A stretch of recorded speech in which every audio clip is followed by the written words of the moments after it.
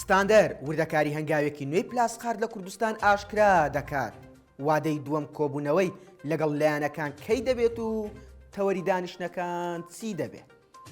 دوای ئەوەی جنین پلاسخارد نوێنەری سکرتێری گشتی نەتەوە یەکگرتووەکان لە 25 ئایاری ڕابردوو لەگەڵ سەرۆک و نوێنەری شەش لایەنە سەرەکیەکەی هەرێمی کوردستان کۆبیەوە بڕیارە لە ناوەڕاستی مانگی 6 جارێکی تر جنین پلاسخارد لەگەڵ نوێنەری شەش لایەنە سیاسیەکەی هەرێم کۆ ببێتەوە. بە گوێرەی زانیاریەکانی سەرچاوەیەکی ئاگدار بۆ ستاندەر دانیشتنی ئەمجارە تایبەت دەبێت بە پرسی ئەنجامدانی هەڵبژاردن و ڕۆڵی نەتەوەی یەکگرتووەکان.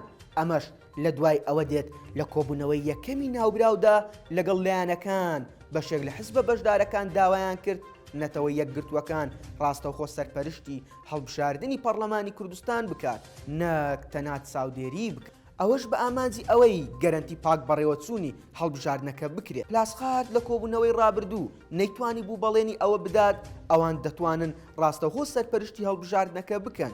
بەو پێویستی بە کۆمەڵێک هەنگاوی پێشوەختە و ڕەزامەندی لایەنی پەیوەندیداری نەتەوەی یەکگرتووەکان هەیە. هاوکات دەبێت بە فەڕنیش ئەو داواکاریە لە هەرێمی کوردستانەوە بەرز بکرێتەوە.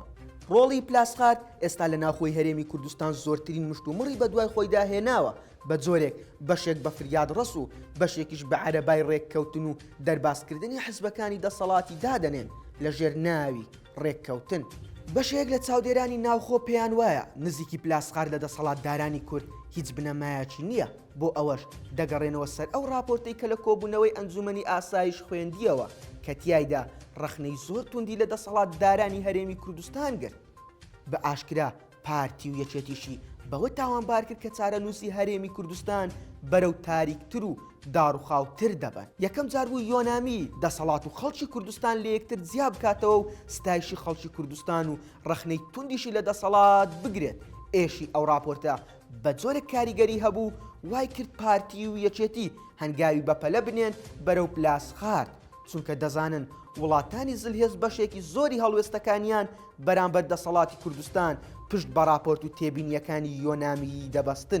بەشێک لە چاودێران پێیان وایە دەسەڵاتی هەرێمی کوردستان جگە لە ڕازیبوون بە گۆڕانکاریەکی ئاشتیانە لە ناوخۆی هەرێم هیچ دەرچەیەکی تری سەلامەتیان لە بەردەم نەماوە چونکە هەر عینادێکی زیاتر لەگەڵ بەغدا و تووڕەکردنی زیاتر هاوڵاتیان وا دەکات باجی قورستری قۆناغەکە بدەن چونکە کۆمەڵگەی نێودەوڵەتی لە نێوان دەسەڵات و خەڵک لە کوردستان پشتیوانی خەڵک دەبن.